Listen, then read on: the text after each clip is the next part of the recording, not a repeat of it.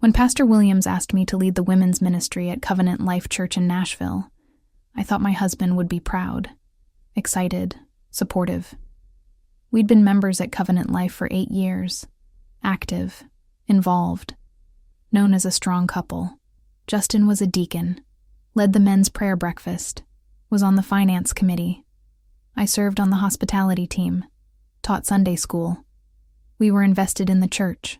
So when Pastor called me into his office and said, "Destiny, I believe God is calling you to lead our women's ministry. Sister Angela is stepping down after 5 years. We need someone with your spiritual maturity, leadership ability, and heart for women. Will you prayerfully consider it?" I was honored, humbled. It was a significant role. Women's ministry at Covenant Life had 400 active members. Bible studies, conferences, outreach, mentorship programs. Leading it meant visibility, responsibility, influence. I said yes immediately. Didn't even need to pray about it. Felt it was God. That night I told Justin over dinner. Expected him to celebrate with me. Instead, his face went pale. "You said yes?" he asked. "Already?" "Yeah," I said. I felt peace about it. "Why? You don't think I should do it?" "I just think you should have talked to me first," he said. "It's a big commitment. A lot of responsibility. Are you sure you can handle it with your job and everything else?" That should have been my first clue. My husband, who'd always supported my ministry involvement, was suddenly against me leading women's ministry. For the next 3 months, as I transitioned into the role, Justin became more resistant, more critical, more negative. "You're spending too much time at church. You're neglecting our home. You're becoming prideful with this leadership position." But I pushed forward. Something in me knew this was where God wanted me.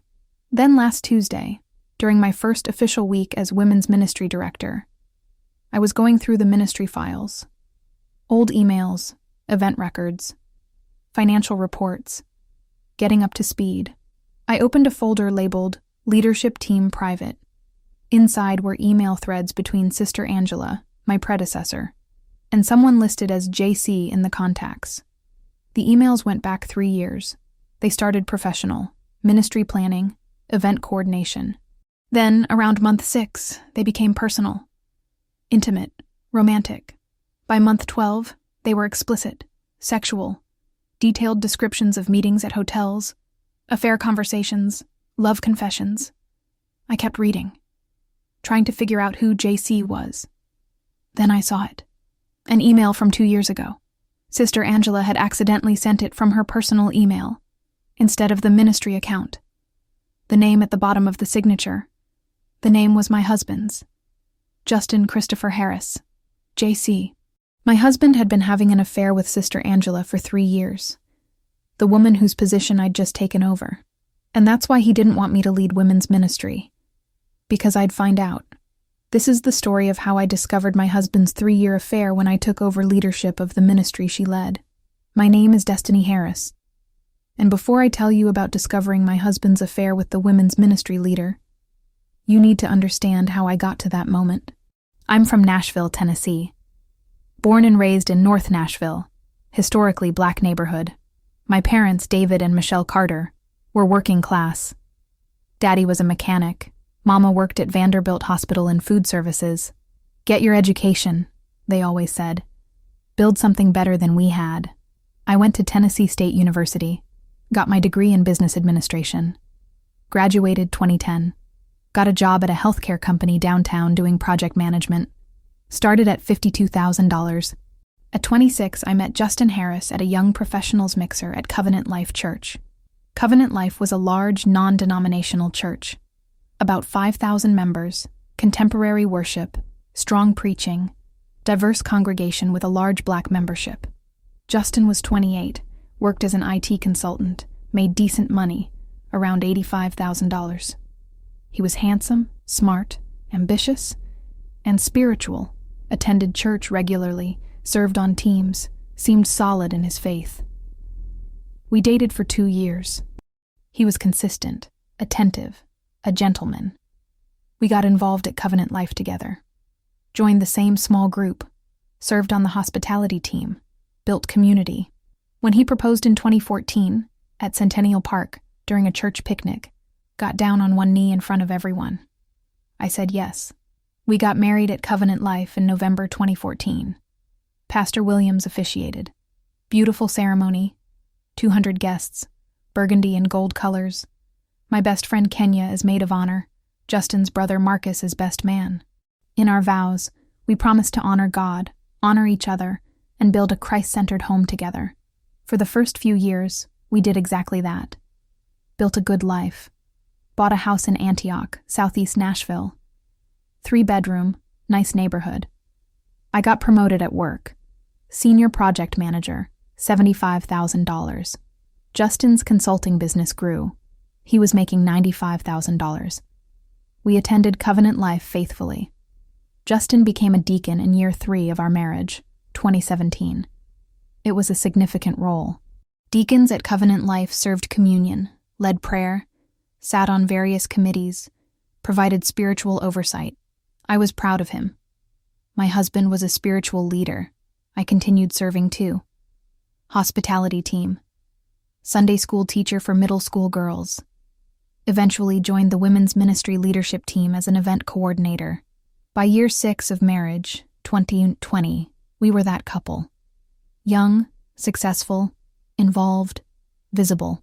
People looked at us as relationship goals, on church couple goals.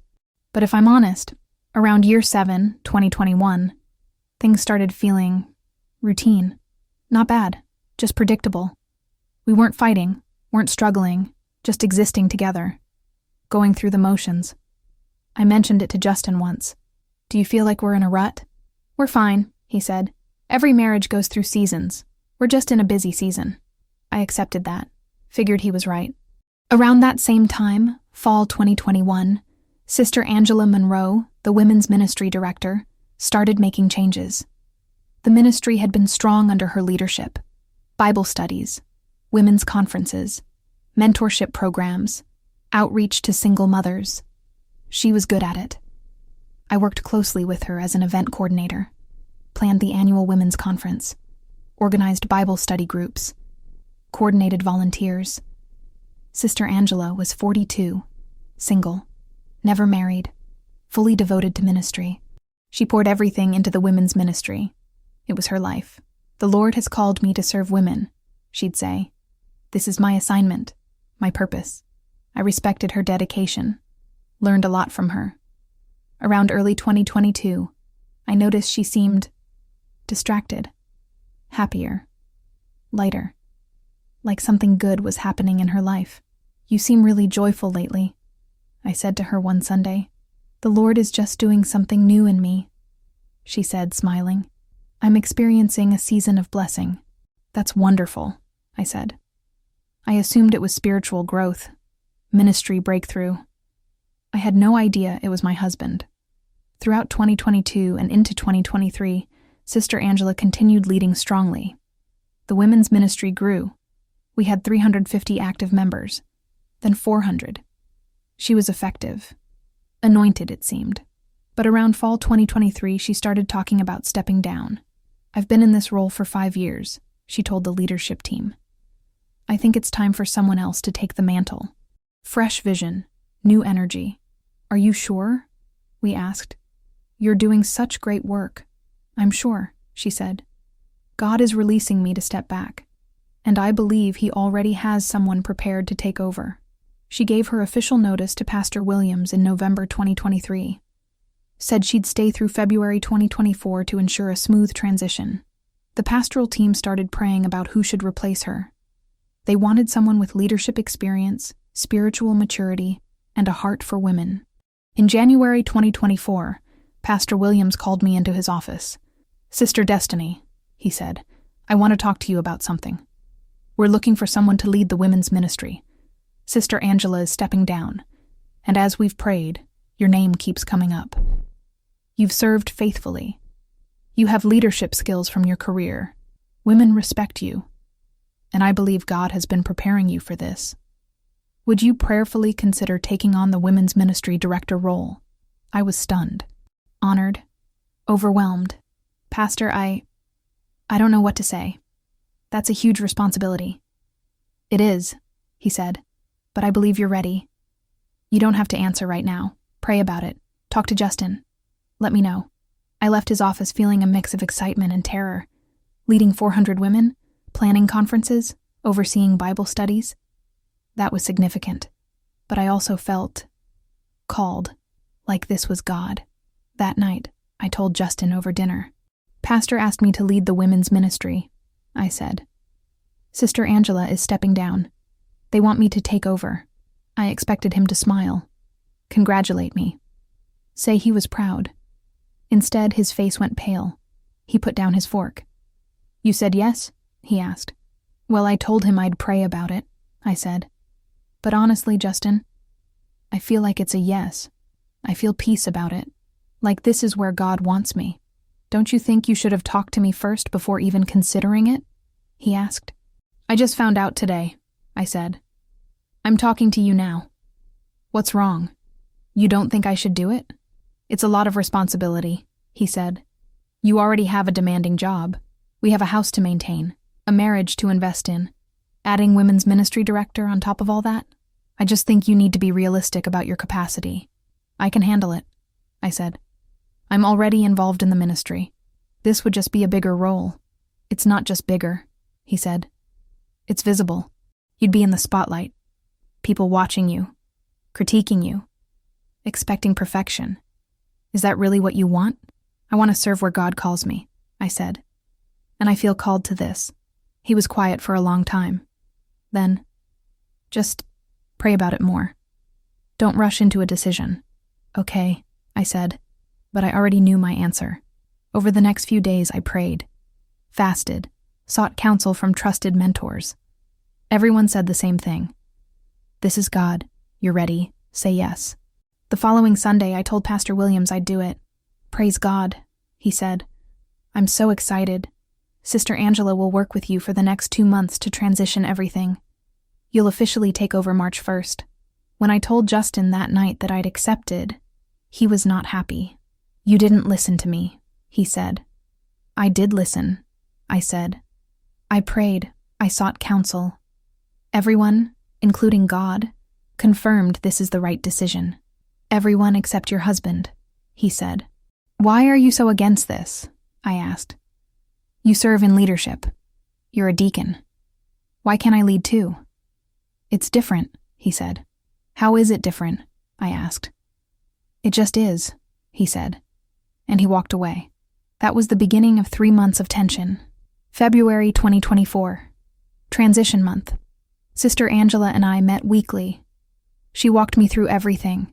Ministry structure, event planning, financial oversight, leadership team dynamics, vendor contacts, Bible study curriculum. This is a lot, I said during one of our meetings. It is, she agreed. But you'll do great. You're capable, and you have a good support system. My husband isn't thrilled about it, I admitted. Why not? She asked. Her face was neutral, but something flickered in her eyes. He thinks I'm taking on too much, I said. Men sometimes struggle when their wives step into prominent leadership, she said. They feel threatened or sidelined. Just give him time. He'll adjust. I accepted that. Figured she was right. Throughout February, as I prepared to take over, Justin became increasingly distant. Critical. Negative. You're at the church too much, he'd say. I'm in transition, I'd explain. I need to learn everything. You're neglecting our home, he'd say. The house is fine, I'd say. Nothing's being neglected. You're changing, he'd say. This leadership role is making you prideful. I'm not prideful, I'd say. I'm just excited about what God is doing. We started arguing more about the ministry, about my time, about priorities. Maybe you should step down before you even start, Justin said one night. What? No, I said. I've committed. I'm not backing out. You're choosing ministry over your marriage, he said. That's not true, I said. Why are you making this so hard? He didn't answer. Just walked away. March 1st, 2024, my official start date as Women's Ministry Director. There was a commissioning service at church that Sunday. Pastor Williams prayed over me, laid hands on me, commissioned me publicly. We release Sister Destiny into this leadership role, Pastor prayed. Give her wisdom, discernment, favor, and anointing. Protect her. Guide her. Use her to impact hundreds of women for your glory. The congregation applauded. Women came up after service to congratulate me, hug me, tell me they were praying for me. Justin stood in the back, didn't come up, didn't congratulate me, just left. That week I moved into the women's ministry office, a small office in the church's administrative wing. Sister Angela had cleared out her things, left me files, passwords, access to ministry accounts. Everything you need is here, she said during our final handoff meeting. If you have questions, call me. But honestly, you've got this. You're going to do amazing things. Thank you, I said, for everything, for leading well, for training me, for trusting me with this. It's been my honor, she said. Then she hugged me, held on a little too long. When she pulled back, there were tears in her eyes. Are you okay? I asked. I'm fine, she said. Just emotional. This ministry has been my life for 5 years. Letting go is hard. I understand, I said. She left, and I sat down in the director's chair. My chair now. Looked around the office. Files, books, ministry records. This was mine to steward. The first few days were overwhelming. Learning systems. Meeting with the leadership team. Reviewing upcoming events. Responding to emails. Making decisions. But I loved it. Felt alive. Purposeful. Like I was exactly where I was supposed to be. Justin, however, became unbearable. You're never home, he'd complain. I'm building something, I'd say. Give me time to get established. You care more about those women than your own husband, he'd say. That's not true, I'd say. But I do care about them. That's the point of ministry. We barely talked anymore. He withdrew. I poured into the ministry. Our marriage was in trouble, but I convinced myself it was just an adjustment period. Tuesday, March 12th. My second week officially in role. I was in the office organizing files, going through cabinets, sorting what to keep, what to toss. I found a filing cabinet in the back labeled Director Only Private. I opened it. Inside were folders. Budget, Confidential Leadership Team, Private Event Planning, Internal Personal. I pulled out the Leadership Team, Private folder. Inside were printed emails, going back 3 years, correspondence between Sister Angela and various women's ministry leaders, planning discussions, prayer requests, personal updates. Then I noticed one thread that was different. The emails were between Sister Angela and someone listed only as JC in the contacts. The early emails were professional. JC, can you review the budget for the women's conference? Need your finance committee insight. Angela, budget looks good. Approved. Let me know if you need anything else. JC, normal, professional, ministry related. Then around month 6 of the thread, about 2.5 years ago, fall 2021, the tone shifted. JC, thank you for praying with me today. I really needed that. You have such a gift for intercession. I felt God's presence when you prayed. Angela, it was my honor. You carry so much weight leading the women. Happy to pray for you anytime. You're doing amazing work. JC, still appropriate, but more personal. By month 12, spring 2022, the emails were clearly intimate. JC, I can't stop thinking about our conversation yesterday. You understand me in ways no one else does. Thank you for seeing me, for knowing me, for making me feel valued. Angela, you are valued. You're remarkable. I love our talks. I love how you make me feel, like I'm more than just a deacon or a husband or a role. With you, I'm just me. And you accept all of me. Angela, wait. Husband? I read the email again. More than just a deacon or a husband. JC was married, and a deacon. I kept reading. The emails escalated. JC, last night was incredible. I've never felt anything like that. You've awakened something in me I didn't know existed. I can't believe we waited this long. Angela, I know we said we'd keep boundaries, but I don't regret what happened. Being with you felt right. Like this is where I'm supposed to be. I love you. JC. They were having an affair. Sister Angela and JC. Whoever JC was. I flipped through more emails, looking for clues, a name, anything. Then I found it. An email from February 2023, just over a year ago. Sister Angela had sent it from her personal Gmail account instead of the ministry account, probably by accident. The email signature at the bottom had her full name and contact info, and below that, the previous email chain showed JC's full signature from his response. Justin Christopher Harris Deacon, Covenant Life Church IT Consultant, Nashville, TN. My vision blurred. My hands started shaking. I read the name again. Justin Christopher Harris, JC, my husband. My husband had been having an affair with Sister Angela Monroe for 3 years. The woman whose position I'd just taken over. The woman he'd worked closely with while serving as deacon. The woman who trained me. And that's why he didn't want me to lead women's ministry, because I'd find out. I sat in the women's ministry office, alone, staring at Justin's name on the email signature. Justin Christopher Harris, my husband, having an affair with Sister Angela Monroe for 3 years. I kept reading through the emails, documenting the progression, needing to know everything. Fall 2021, the beginning. Around the time I noticed we were in a rut. JC, I know this is inappropriate, but I need to tell you how much yesterday's conversation meant to me. When you prayed for me after the finance meeting, I felt something I haven't felt in years. Connection. Being seen. Being valued. I know you're married. I know I'm your ministry partner. But I can't deny what I'm feeling. Angela, I felt it too. I've been thinking about you constantly. My marriage is fine on paper, but it's empty. Destiny and I are roommates, not lovers. You make me feel alive again. I know this is dangerous territory, but I can't help how I feel. JC, Winter 2021-2022. JC, we can't keep meeting like this.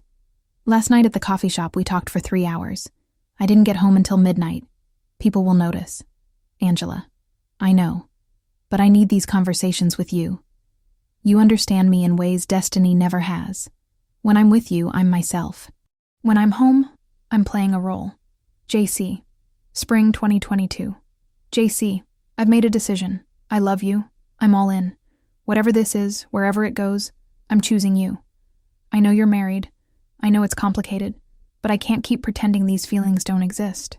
Angela, I love you too. I've never felt this way about anyone. Not even when Destiny and I were dating. This is different. This is real. I don't know how to navigate this, but I know I don't want to lose you.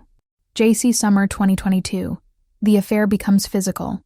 JC, last night changed everything. Being with you, making love to you. I've never experienced anything like that. You're everything I've ever wanted. I know we said we'd keep boundaries, but I'm glad we didn't. Angela, I should feel guilty. I should feel convicted, but I don't. Being with you felt right, natural. Like this is where I'm supposed to be. I love you. I want to be with you. I just need time to figure out how. JC Fall 2022. JC, we need to be more careful. Destiny asked me yesterday why I seem so happy lately. I told her it was ministry growth, but she's perceptive. We can't slip up. Angela, I know, I hate lying to her, but I hate the thought of losing you more. We'll be careful. We've been careful for a year. We can keep this going. JC Winter 2022-2023. JC, I think we should end this. It's wrong. I'm leading a women's ministry while sleeping with a married deacon. The hypocrisy is crushing me. I'm supposed to be teaching women about biblical womanhood while I'm destroying your marriage. We have to stop. Angela, please don't do this. I can't lose you. You're the only good thing in my life right now. I'll leave Destiny. I'll file for divorce. Just don't leave me. JC, you can't leave her. The church would erupt. Your reputation would be destroyed. Mine too. We're trapped, Justin. Trapped in something beautiful that has no future. Angela. Then we stay trapped. Together. I'd rather have you in secret than lose you completely. JC. Spring 2023. JC.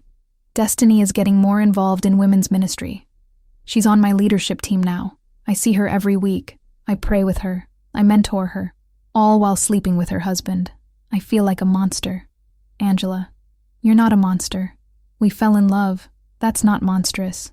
It's just complicated. JC. It's more than complicated. It's sinful. And eventually, it's going to blow up.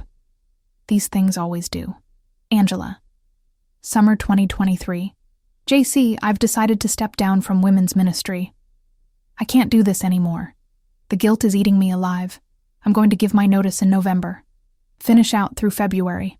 Then I'm done. Angela. If you step down, we can be more open, less secretive. We won't have to hide as much. JC. Justin. We'll always have to hide. You're married. I'm the other woman. There's no scenario where this ends well. Angela Fall, 2023. JC. Pastor Williams is asking me who should replace me as women's ministry director. He's considering Destiny. I can't tell him no without explaining why. What do I do? Angela. Tell him yes. Recommend her. If you don't, it'll look suspicious. We just have to be careful. Make sure she doesn't find anything. JC. Find anything? Justin. I have 3 years of emails. Meeting receipts, hotel records, text message threads. If she digs, she'll find everything. Angela. Then delete it. Get rid of the evidence before she takes over. Or JC. I can't delete ministry emails. They're archived on the church server. I can only delete from my personal files. Angela. Then delete from your files. And pray she doesn't go looking. JC Winter, 2024. January. JC Pastor asked Destiny to take over women's ministry. She's going to say yes. I can see it in her eyes. She feels called. What do I do? Angela. Tell her not to take it. Discourage her. JC. How? On what grounds? Don't take this position because I've been sleeping with your husband for 3 years and you might find out. Angela. Just make it seem too overwhelming. Tell her it's too much responsibility, that she's not ready. JC. She is ready. She's more than ready. She's going to be amazing at this. Better than I ever was. And she's going to find out. And when she does, everything we've built is over. Angela. February 2024. Final emails. JC, I told Destiny everything she needs to know for the transition. Except the truth about us. I gave her passwords, files, access to everything, including the director-only files. I tried to clean them out, but there's so much. 3 years of evidence. I can't delete it all without raising suspicion. Angela. She won't go through private files. Destiny respects boundaries. She won't snoop. JC. She's a project manager, Justin. She's thorough. She's going to organize everything, review everything, and she's going to find the emails. Angela. Then we deal with it when it happens. Together. JC. There is no together, Justin. When she finds out, you're going to have to choose. Your wife or your mistress. Your marriage or me. Your reputation or this relationship. And we both know which one you'll choose. Angela. Angela. Goodbye, Justin. This is my last email. I'm not responding anymore. When Destiny finds out, and she will, I'll face the consequences. But I'm done living in sin. Done being the other woman. Done destroying someone else's marriage. I loved you. I do love you. But this is over. Angela. Angela, please. Don't do this. I love you. We can figure this out. JC. No response. That email was dated February 28, 2024, 2 days before I officially took over. Angela knew I'd find out. She ended the affair, stepped down, walked away. But she didn't warn me, didn't confess, just left me to discover it on my own. I closed the folder, walked to the office bathroom, and threw up. 3 years. My husband had been sleeping with Sister Angela for 3 years, while I served alongside her, while I learned from her, while I thought she was a godly woman with a heart for ministry. She was sleeping with my husband. And he, Justin, my husband of 10 years, deacon, supposedly spiritual leader, had carried on an affair for 3 years, lied every day, came home to me after being with her, served communion on Sundays while living in sin. I washed my face, looked at myself in the mirror, tried to breathe. Then I went back to the office, gathered all the emails, made copies, scanned them, saved them to my personal drive. Evidence. I needed evidence. At 6 p.m., I left the church, drove home. Justin's truck was in the driveway. He was home early. I walked in. He was in the living room, watching TV. "Hey, babe," he said. "How was your day?" I stood in the doorway, looked at him. This man I'd been married to for 10 years, who I'd trusted, who I'd built a life with. "I found the emails," I said. He froze, remote still in his hand, face going white. "What emails?" he asked. But his voice betrayed him. "The emails between you and Sister Angela," I said. 3 years of emails, documented affair, starting fall 2021, ending 2 weeks ago when she cut it off because she knew I'd find out when I took over the ministry. He put the remote down, put his head in his hands. "Destiny, don't," I said. "Don't say my name. Don't try to explain.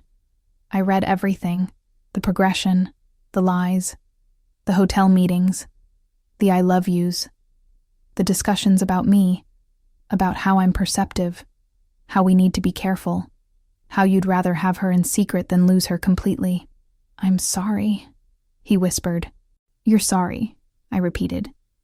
"You had a 3-year affair with the women's ministry director. You slept with her while serving as a deacon. You lied to me every single day. You came home to me after being with her. And you're sorry? I didn't mean for it to happen." "Yes, you did," I said. "Every email, every meeting, every lie. Those were choices. You chose her. For 3 years. I love you." "No, you don't," I said. "You don't love me. You might have loved me once. But for the past 3 years, you've loved her. The emails make that clear. Can we talk about this?" he asked. "No," I said. "We're done talking. I want you to pack a bag and leave. Tonight. This is my house too." "I don't care," I said. "You've spent the last 3 months trying to convince me not to take the women's ministry position. Not because you cared about my well-being. Not because you thought it was too much. But because you knew I'd find out about your affair. You tried to manipulate me into turning down God's calling to protect your sin. That's evil, Justin. And I want you out." He stood up. "Where am I supposed to go?" "Go to her," I said. "Go to Sister Angela. You love her so much. Go be with her. See if she'll take you now that everything's exposed. She ended it." "I know she ended it," I said. "I read the emails. She had more integrity than you did. She at least felt guilty. You wanted to keep going. Keep lying.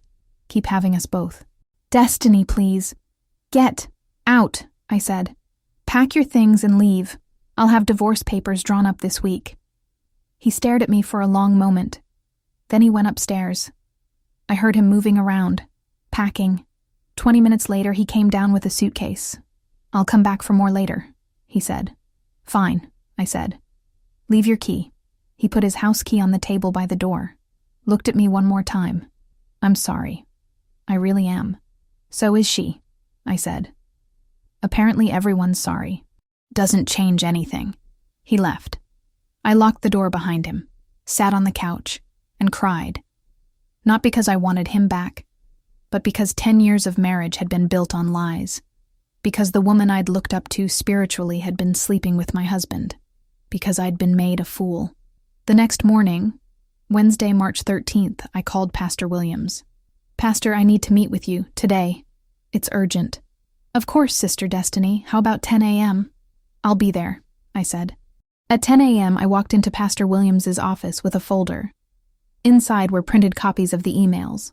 All of them. 3 years' worth. "Sister Destiny," Pastor Williams said, concerned. "What's going on?" I handed him the folder. "I found these yesterday in the women's ministry files. It's an email thread between Sister Angela and my husband. It documents a 3-year affair. Starting fall 2021. Ending 2 weeks ago when she cut it off because she knew I'd discover it when I took over the ministry. Pastor Williams opened the folder. Started reading. His face grew more serious with each page. After reading for 10 minutes, he closed the folder. Looked at me. Sister Destiny, I am so sorry. I don't even have words. I trusted both of them. We all did, and they violated that trust in the worst possible way. I need you to know, I said, because this involves church leadership. Justin is a deacon. Angela was ministry director. This is a church matter, not just a personal matter. You're absolutely right, Pastor Williams said. Thank you for bringing this to me. This will be handled according to church discipline procedures. Both of them will face consequences. Angela already left, I said. She stepped down specifically to avoid this. She knew I'd find out. Then we'll contact her, Pastor Williams said. She doesn't get to just walk away. And Justin will be removed from his deacon position immediately. I'll convene an emergency meeting of the elder board today. Thank you, I said. What do you need from us? Pastor Williams asked. How can we support you? I need time, I said. To process, to heal. And I need to know. Can I still lead women's ministry? Or is this too messy? Sister Destiny, Pastor Williams said firmly, you did nothing wrong. You were betrayed by 2 people you trusted. That's not on you. If you want to continue leading women's ministry, we support that 100%. If you need to step back, we support that too. Whatever you need. I want to continue, I said. I'm not letting their sin steal my calling. I felt God in this position. I'm not walking away because of what they did. Then you have our full support, Pastor Williams said. We'll handle Justin and Angela. You focus on leading well and healing. That afternoon, Pastor Williams called an emergency elder board meeting, presented the evidence. The elders voted unanimously to remove Justin from his deacon position, effective immediately. They also voted to bar both Justin and Angela from serving in any leadership capacity at Covenant Life. And they required both to undergo church discipline, counseling, accountability, demonstrated repentance, before they could even serve in any ministry again. Pastor Williams called me that evening. It's done. Justin has been removed as deacon. The congregation will be informed this Sunday. And we've reached out to Angela. She'll be required to meet with the elder board to address her conduct. Thank you, Pastor, I said. That Sunday, March 17th, Pastor Williams made an announcement to the congregation. Church family, I need to address something serious. This past week, it came to light that one of our deacons, Justin Harris, engaged in a 3-year extramarital affair with a ministry leader. The affair has been thoroughly documented and verified. Deacon Harris has been removed from his position effective immediately. He will undergo church discipline. The other party involved was Sister Angela Monroe, our former women's ministry director. She has been disciplined as well. Both are barred from leadership indefinitely. I want to be clear. Sister Destiny Harris, our current women's ministry director and Deacon Harris's wife, is the victim in this situation. She had no knowledge of the affair. She discovered it while transitioning into her role. She has our full support, our prayers, and our protection. We will not tolerate any gossip, speculation, or blame directed at her. This church stands with Sister Destiny. The congregation was silent, stunned. Then people started standing, applauding, supporting me. After service, dozens of women came up to me, hugging me, crying with me, praying for me. We're here for you, Sister Destiny. You're so strong for staying in leadership. Thank you for not letting their sin steal your calling. We love you. We support you. I cried, not from sadness, from being surrounded, supported, not blamed. Over the next few weeks, word spread. The whole church knew. Justin tried to come back to services. People avoided him, turned away, gave him cold shoulders. After 2 Sundays, he stopped coming. Angela never came back. She'd disappeared. I heard through mutual friends that she'd moved to Memphis. Couldn't handle the shame of facing the church. I filed for divorce in April. Justin didn't contest. The divorce was finalized in 6 months, October 2024. I got the house. Got 70% of our assets. Justin had to pay my legal fees, $9,200. He tried to reach out several times during the divorce. Destiny, can we please talk? I want to explain. There's nothing to explain, I said through my lawyer. You had a 3-year affair. You lied every day. You tried to manipulate me out of my calling to hide your sin. We're done. After the divorce, I heard through Marcus, Justin's brother, that Justin had tried to reconnect with Angela. He called her, Marcus told me. Told her he'd divorced you.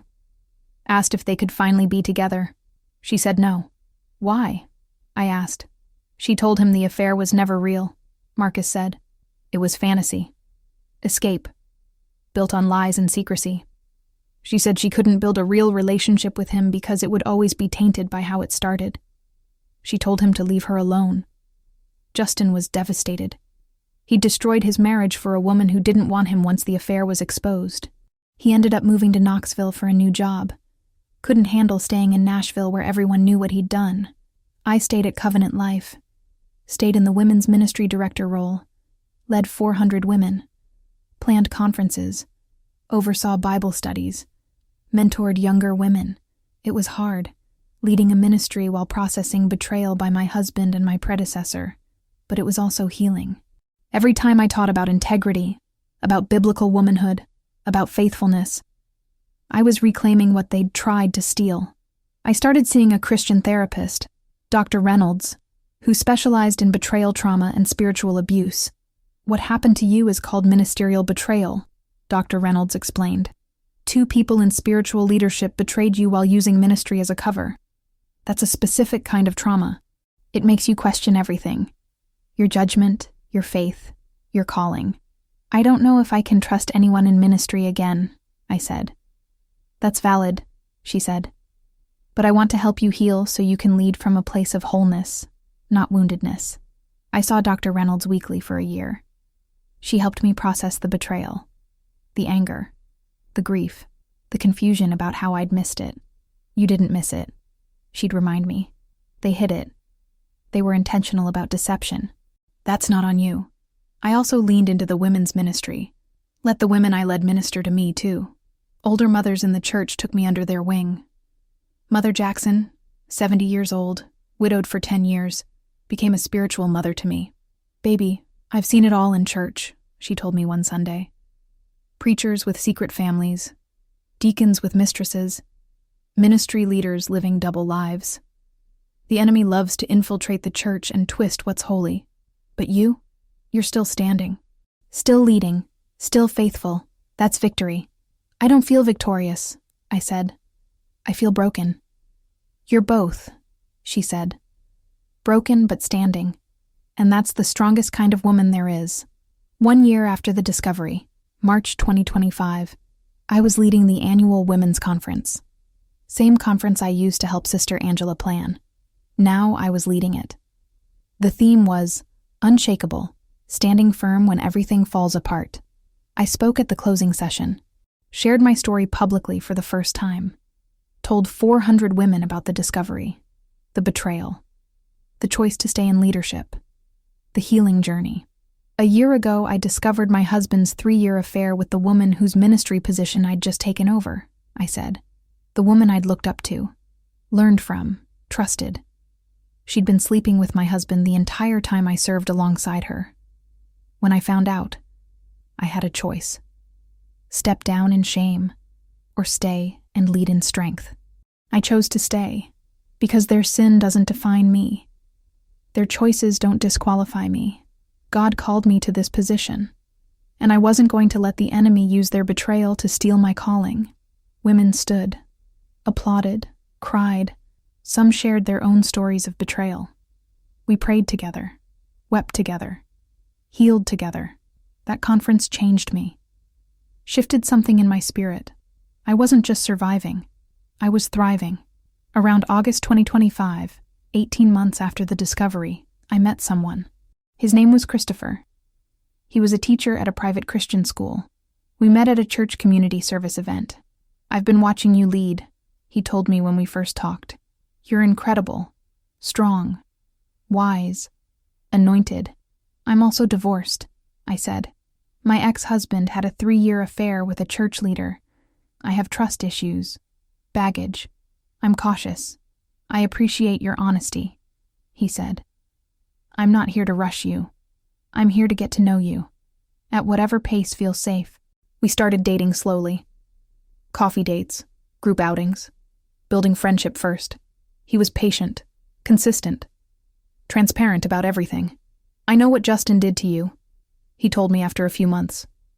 But I'm not Justin. I'll prove that to you. One day at a time. And he did. Over months. Over a year. Proved he was trustworthy. 2 years later. Present day. It's March 2026 now. 2 years since I discovered Justin's 3-year affair with Sister Angela. 2 years since I found out why my husband was so against me leading women's ministry. I'm 41 years old. Still in Nashville. Still at Covenant Life. Still leading women's ministry. Now with 500 active members. The ministry has grown significantly under my leadership. Christopher and I got engaged last month. Wedding is planned for this fall. Right there at Covenant Life. Pastor Williams will officiate.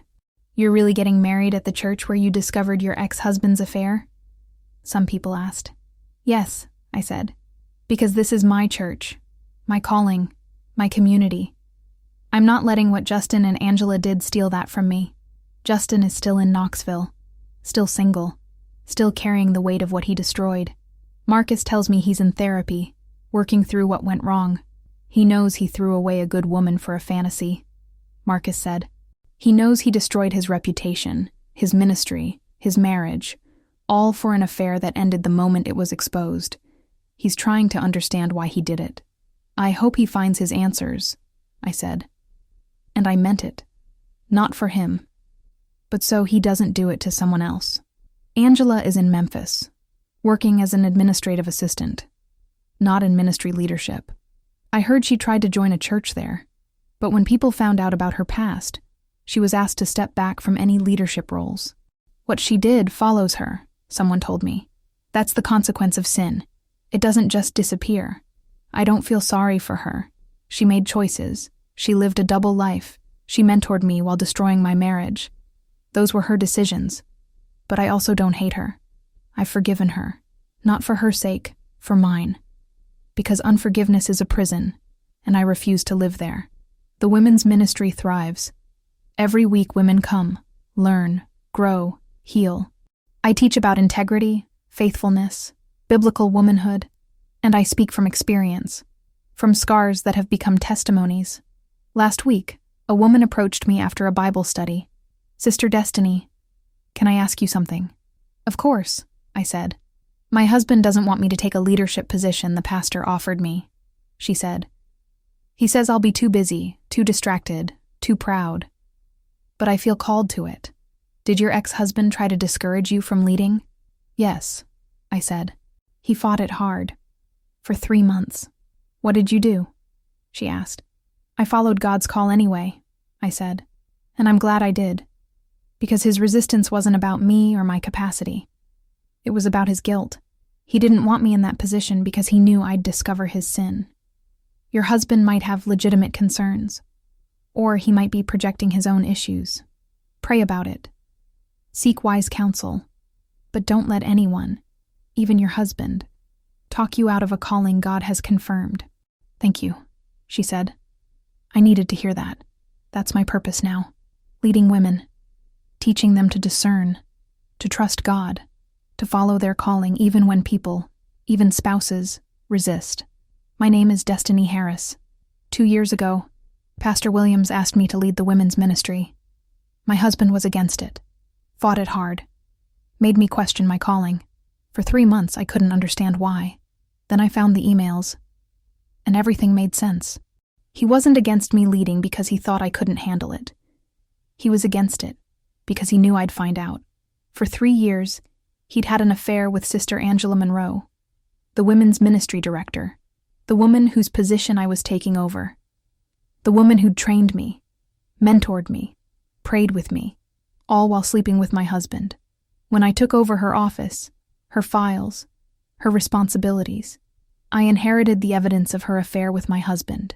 That's why he fought so hard to keep me out of that role. Not because he cared about my well-being, but because he cared about his secret. Here's what I learned. 1.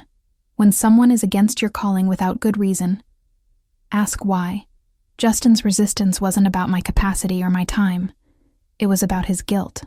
When people, especially spouses, resist your God-given calling, discern the real reason. 2. Ministry can be a cover for sin. Angela led a women's ministry while living in adultery. Justin served as a deacon while living in deception. Position doesn't equal character. Title doesn't equal integrity. 3. Trust your calling more than you trust opposition. I felt called. Everyone else confirmed it. Only Justin opposed it. I'm glad I followed God's voice instead of my husband's resistance. 4. Discovery is painful, but necessary. Finding those emails destroyed me, but staying in the dark would have been worse. Truth hurts, but lies destroy. 5. Don't let someone else's sin steal your calling. I could have stepped down in shame, could have let their betrayal disqualify me. Instead, I stayed, led, thrived. Their sin is not my shame. 6. The church can respond well. Covenant life didn't cover it up, didn't protect reputation over people. They removed Justin immediately, disciplined both of them, supported me. That's how churches should handle leadership sin. 7. Healing happens in community. The women I led also ministered to me. Mother Jackson mothered me. The leadership team supported me. I didn't heal alone. I healed surrounded. 8. Some relationships end when exposed to light. Justin and Angela's love couldn't survive exposure. It was built on secrecy, lies, and fantasy. Real love doesn't need darkness to survive. 9. You can lead from your wounds. I didn't wait until I was fully healed to lead. I led while broken, while healing, and that authenticity made me a better leader. 10. Vindication comes through faithfulness, not revenge.